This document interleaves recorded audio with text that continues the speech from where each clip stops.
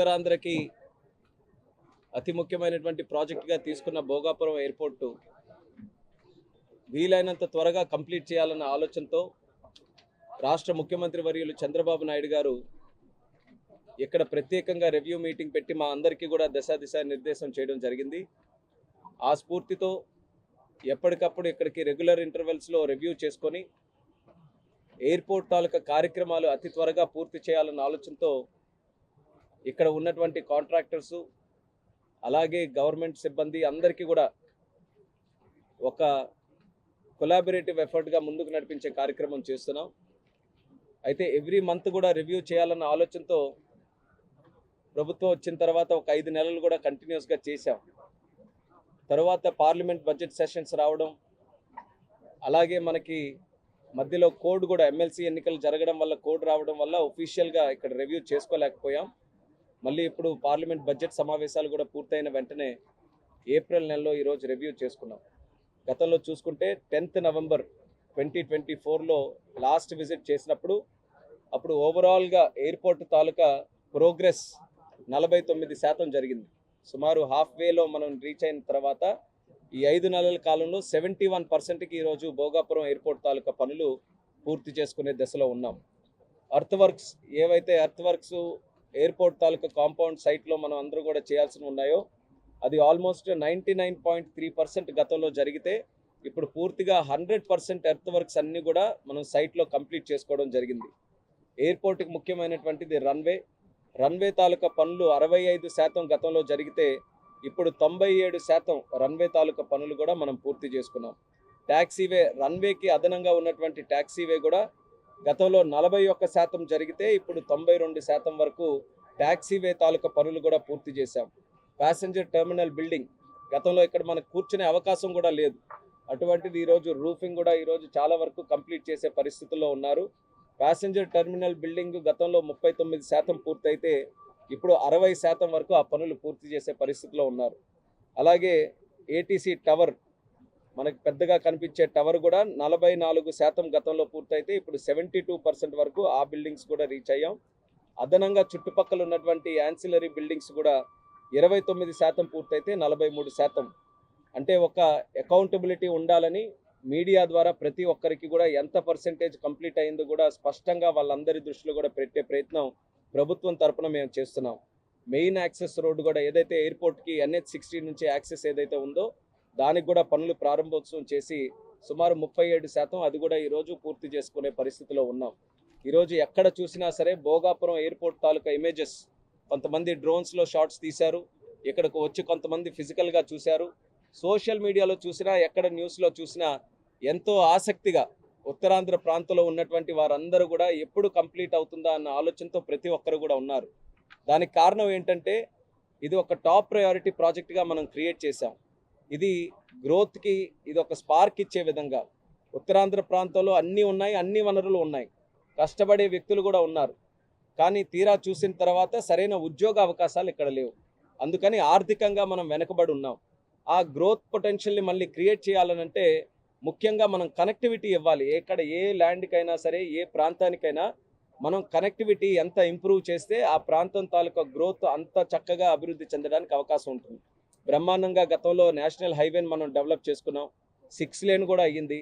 మనకి విశాఖపట్నం నుంచి కాస్త ఇబ్బందిగా ఉందనంటే అనకాపల్లి నుంచి ప్యారలల్గా మనం బైపాస్ కూడా మనం చక్కగా క్రియేట్ చేసుకొని అనకాపల్లి నుంచి ఆనందపురం వరకు చేసుకున్నాం.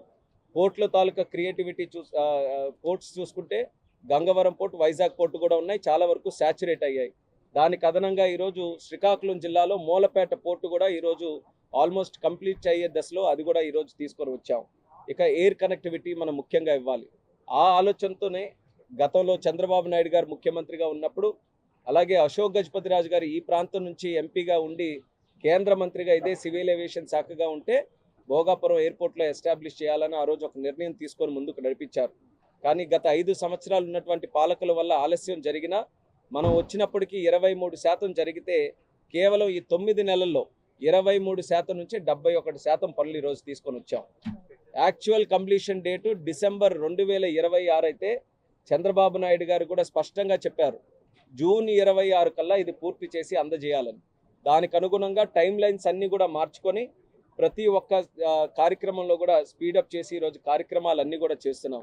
దేశంలో కూడా వస్తున్నటువంటి 3 అద్భుతమైన గ్రీన్ఫీల్డ్ ఎయిర్పోర్ట్లు, ఒకటి నవీ ముంబై ఎయిర్పోర్ట్ ముంబైకి అదనంగా వస్తుంది, అలాగే జేవర్ నోయిడా ఇంటర్నేషనల్ ఎయిర్పోర్ట్ ఢిల్లీకి అదనంగా వస్తుంది, మరొకటి ముఖ్యమైనటువంటిది మన భోగాపురం ఇంటర్నేషనల్ ఎయిర్పోర్ట్.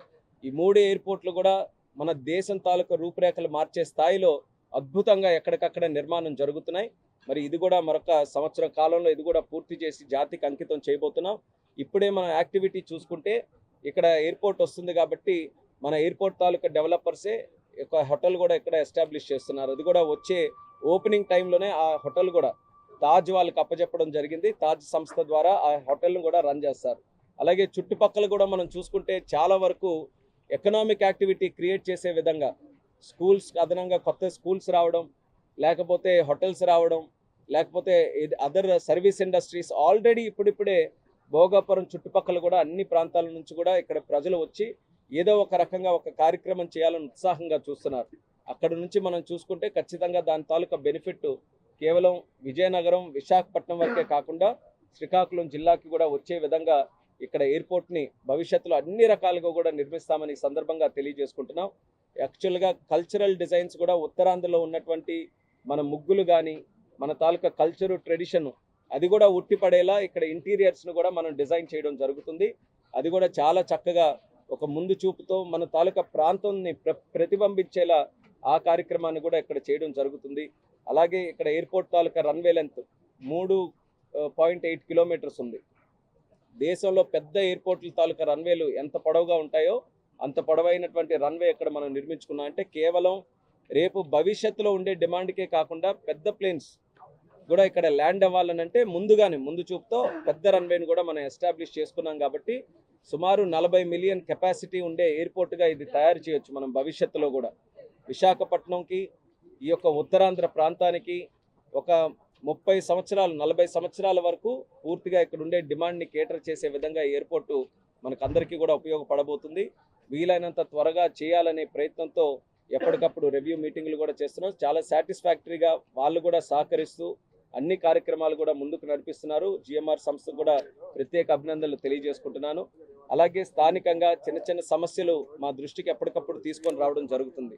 మరి దానికి సంబంధించి స్థానిక ఎంపీ గారు అప్పలనాయుడు గారు, అలాగే మంత్రివర్యులు శ్రీనివాస్ గారు, కలెక్టర్ గారు అందరితో కూడా ఎప్పటికప్పుడు డిస్కస్ చేసి ఇది కూడా మనం ఇంకా కొంచెం డెప్త్లోకి వెళ్ళి సమస్యలు ఎందుకు వచ్చాయని చూస్తే గత 5 సంవత్సరాలు అప్పుడు ఉండేటటువంటి ప్రభుత్వం దీని మీద సరైనటువంటి దృష్టి పెట్టకొకటి, రెండోది జెన్యున్గా ఏ సమస్యను కూడా డీల్ చేయాలన్న ఆలోచన కూడా అప్పుడు లేదు.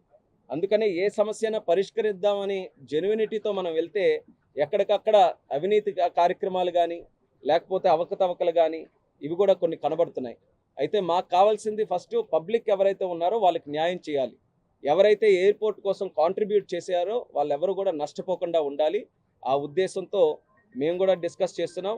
ఖచ్చితంగా అది చంద్రబాబు నాయుడు గారి దృష్టిలో కూడా పెట్టి ఈ ఇష్యూస్ని ఎలా సెటిల్ చేయాలో ఒక డైరెక్షన్ తీసుకొని ముందుకు కూడా నడుస్తామని స్థానిక ప్రజానికం ఎవరైతే వాళ్ళు కూడా దీంతో ఇన్వాల్వ్ అయి ఉన్నారో వాళ్ళందరికీ కూడా ఈ సభాముఖంగా తెలియజేసుకుంటున్నాం. అలాగే మన ప్రాంతం ప్రతి ఒక్కరు కూడా ఉద్యోగాల కోసం ఎంతో ఆరాటపడుతున్నారు. మనం ఈ జిఎంఆర్ సంస్థతో కూడా మాట్లాడాం. ఎక్కడికెక్కడ స్కిల్ డెవలప్మెంట్ సెంటర్స్ కూడా మన ప్రాంతంలో పెట్టి స్థానికంగా ఉన్నటువంటి యువకులకి ఇక్కడ క్రియేట్ అయ్యేటటువంటి ఎంప్లాయ్మెంట్ ఏదైతే ఉంటుందో దాంట్లో అత్యధికంగా మన ప్రాంత వాసులు అడ్వాంటేజ్ తీసుకునే విధంగా ఎయిర్పోర్ట్కి సంబంధించినటువంటి ఆ ట్రేడ్స్ కానీ స్కిల్ డెవలప్మెంట్ ఏవైతే ఉన్నాయో దానికి సంబంధించి ఇక్కడే సెంటర్స్ పెట్టి ప్రమోట్ చేయాలని కూడా వాళ్ళకి చెప్పడం జరిగింది. అది కూడా రానున్న కాలంలో అది స్టార్ట్ చేస్తాం.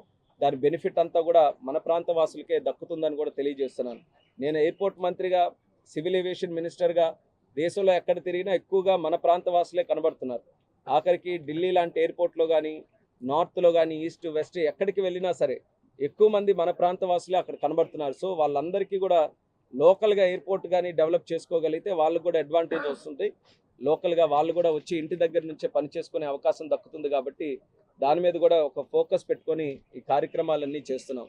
అలాగే మనకి ఏటీసీ టవర్ దగ్గర కూడా బిల్డింగ్ పూర్తయితే మా ఎయిర్పోర్ట్ అథారిటీ ఆఫ్ ఇండియా వాళ్ళ తాలూకు కూడా సెటప్ అక్కడ పెట్టుకోవాలి. వాళ్ళ నుంచి కూడా అధికారులు వచ్చి ఆల్రెడీ ఎక్విప్మెంట్ సెటప్ అన్నీ కూడా వాళ్ళు చూసుకుంటున్నారు. ఈరోజు టైం కన్నా ముందే నడుస్తున్నాం కాబట్టి చాలా పాజిటివ్గా ఉంది. అనుకున్న విధంగానే భోగాపురం ఎయిర్పోర్ట్ పనులన్నీ కూడా జరుగుతున్నాయి. ప్రతి ఒక్కరు కూడా మెచ్చుకునేలా గర్వపడేలా ఎయిర్పోర్ట్ పూర్తి చేయాలన్నది మా తాలూకు ఆలోచన. దానికి అనుగుణంగా ఆన్ టైం బిఫోర్ టైమే కంప్లీట్ చేస్తామని మరొకసారి మీడియా ద్వారా ఉత్తరాంధ్ర ప్రజలందరికీ కూడా ఈ సందర్భంగా తెలియజేసుకుంటున్నాం. అదే ఇందాక చెప్పినట్టు నిర్వాసితుల తాలూకి 2-3 సమస్యలు ఉన్నాయి. కొంతమంది ఏంటంటే ఇంకా మేము భూమి ఇచ్చాం కానీ మాకు కాంపన్సేషన్ ఇంకా సరిగ్గా ఇవ్వలేదని. ప్రభుత్వం దగ్గర రికార్డులు చూస్తే ప్రతి భూమికి ఇచ్చినట్టుగా కనిపిస్తుంది, కానీ ఎవరికి వెళ్ళింది అనేదే ఇప్పుడు అంతా కూడా అనుమానం. గతంలో జరిగాయి కాబట్టి, తప్పులు జరిగాయి కాబట్టి ఇందులో డెప్త్కి వెళ్తే ఇందాక చెప్పినటువంటి ఇటువంటి సమస్యలు అరైజ్ అవుతున్నాయి. కానీ ఎవరైతే జెన్యున్గా ఇచ్చారో వాళ్ళు ఖచ్చితంగా కాంపెన్సేట్ చేయాల్సిన అవసరం ఉంది. దాన్ని ఎలా చేయాలనేది మరొకసారి జిల్లా పరంగా ఇక్కడ లోకల్గా దృష్టి పెట్టిన వారందరికీ కూడా సలహాలు సూచనలు తీసుకొని మరి వాళ్ళ ద్వారా కార్యక్రమాలు కూడా ముందుకు నడిపిస్తాం. అలాగే సర్వీస్ రోడ్డు కూడా ఒకటి కోరుతూ వాళ్ళు రిప్రజెంట్ చేయడం జరిగింది.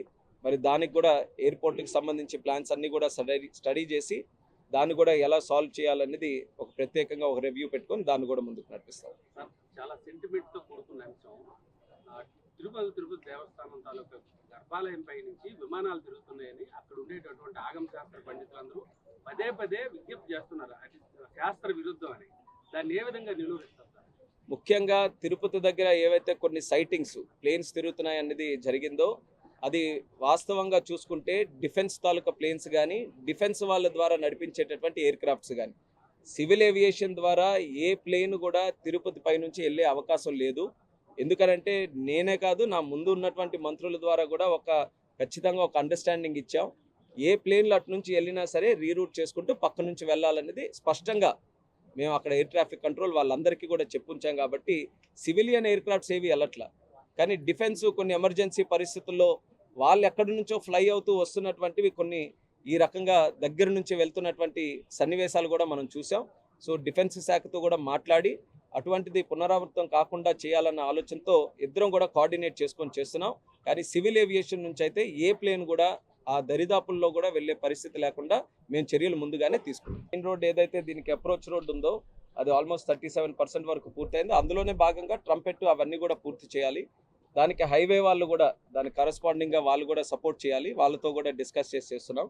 అయితే రోడ్స్ గురించి మాట్లాడుతున్నాం కాబట్టి ఇందులో ప్రధానమైన ఇంకో ఇష్యూ విశాఖపట్నం నుంచి వచ్చేటటువంటి ట్రాఫిక్కి సంబంధించి ఆ ఎన్హెచ్లో కూడా విశాఖపట్నం నుంచి వచ్చేది ఇప్పుడు మనకి చాలా చోక్ పాయింట్స్ ఉన్నాయి. ఎక్కడికక్కడ ట్రాఫిక్ మధురవాడలో కానీ లేకపోతే కొమ్మాది ఇలా ఎక్కడెక్కడైతే సెంటర్స్ ఉన్నాయో అక్కడ కూడా చాలా ట్రాఫిక్ జామ్ ఎక్కువ అవ్వడం వల్ల కాస్త అనుమానం వ్యక్తం చేస్తున్నారు. ఇక్కడ వరకు వచ్చేటప్పుడు మనం టైంకి రీచ్ అవ్వగలమా లేదా అని. సో అది కూడా ఒక ప్రయారిటీ ఎజెండాగా తీసుకున్నాం. ఇక్కడ ఆనందపురం వరకు, ఎందుకంటే ఆనందపురం నుంచి మనకు బ్రహ్మాండంగా హైవే కనెక్టివిటీ ఉంది.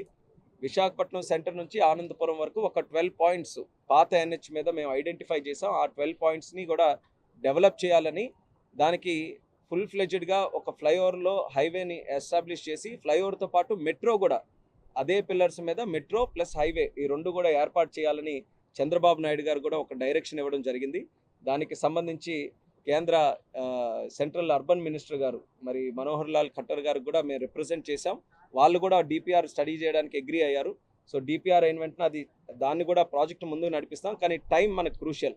1 ఇయర్లో మనం ఎయిర్పోర్ట్ పూర్తి చేస్తున్నాం. అప్పటికే మనం కనెక్టివిటీ రీస్టార్ట్ చేయాలి. కాబట్టి ఆనందపురం నుంచి అనకాపల్లికి మనకి ఏదైతే బైపాస్ అయ్యిందో విశాఖపట్నం నుంచి దానికి కనెక్ట్ అయ్యే 3-4 పాయింట్స్ 3-4 రోడ్స్ మనం ఎస్టాబ్లిష్ చేసి అది ప్రాపర్గా కనెక్టివిటీ ఇంప్రూవ్ చేయాలని ముందుగా, అంటే మనకి మెయిన్ ఆ హైవేస్ అన్నీ కూడా డెవలప్ చేసి మెట్రో లైన్ అన్నీ వేసే ముందే ప్యారలల్గా అనకాపల్లి ఆనందపురం హైవేకి మనం కనెక్ట్ చేయాలని దాన్ని కూడా లోకల్గా కొన్ని ప్రాజెక్ట్స్ తయారు చేసి స్పీడప్ చేస్తున్నాం.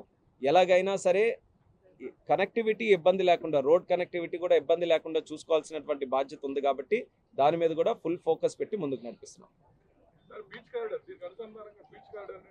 బీచ్ కారిడార్ గతంలో ఉన్నటువంటి పాలకులందరూ కూడా వాళ్ళకి నచ్చినట్టు వాళ్ళ ఇంటి పక్క నుంచి వెళ్ళాలంటే ఇంటి పక్కన, టీడీపీ వాళ్ళు సైట్ల మీద నుంచి వెళ్ళాలంటే సైట్ల మీద ఆ రకంగా వ్యక్తిగతంగా డిపిఆర్లు తయారు చేశారు. సైంటిఫిక్గా కాదు, టెక్నికల్గా కాదు.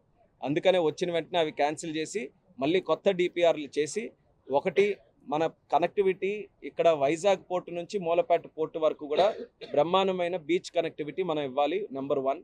టూరిజంని డెవలప్ చేసే విధంగా ఉండాలి. నెంబర్ 2. అలాగే నెంబర్ 3 లోకల్గా ఉండేటటువంటి విలేజెస్కి కానీ వాళ్ళకి ఎక్కడ ఇబ్బంది లేకుండా వాళ్ళకు కూడా కనెక్టివిటీ ఉపయోగపడి పెరిగే విధంగా ఉండాలన్న ఆలోచనతో మళ్ళీ కొత్త డిపిఆర్లకి దానికి కూడా వెళ్తున్నాం. ప్రస్తుతం డిపిఆర్ స్టేజ్లో ఉంది. అది పూర్తయిన వెంటనే గడ్కరీ గారు కూడా దానికి ప్రత్యేకంగా అష్యూరెన్స్ ఇచ్చారు. కొత్త డిపిఆర్ అయిపోయి స్టేట్ గవర్నమెంట్ అగ్రీ అయిన వెంటనే ఆ ప్రాజెక్టు కూడా ముందుకు నడిపిస్తామని. అది కూడా ఉత్తరాంధ్రకి సంబంధించి ఒక ప్రెస్టీజియస్ ప్రాజెక్ట్. అది 3 జిల్లాలు, ఉమ్మడి జిల్లాలు 3 ఏవైతే ఉన్నాయో వాటికి సంబంధించి ఒక ప్రధానమైన ప్రాజెక్టు. మత్స్యకారులకి, తీర ప్రాంత వాసులకి, టూరిజంకి చాలా ఉపయోగపడుతుంది. సో దాన్ని కూడా సీరియస్గా తీసుకొని ముందుకు నడిపిస్తున్నాం. మరిన్ని వీడియోస్ కోసం ఛానల్ ని సబ్స్క్రైబ్ చేయండి. లేటెస్ట్ అప్డేట్స్ కోసం వాట్సాప్ ఛానల్ ని ఫాలో అవ్వండి. ఆ లింక్ డిస్క్రిప్షన్ లో ఉంది.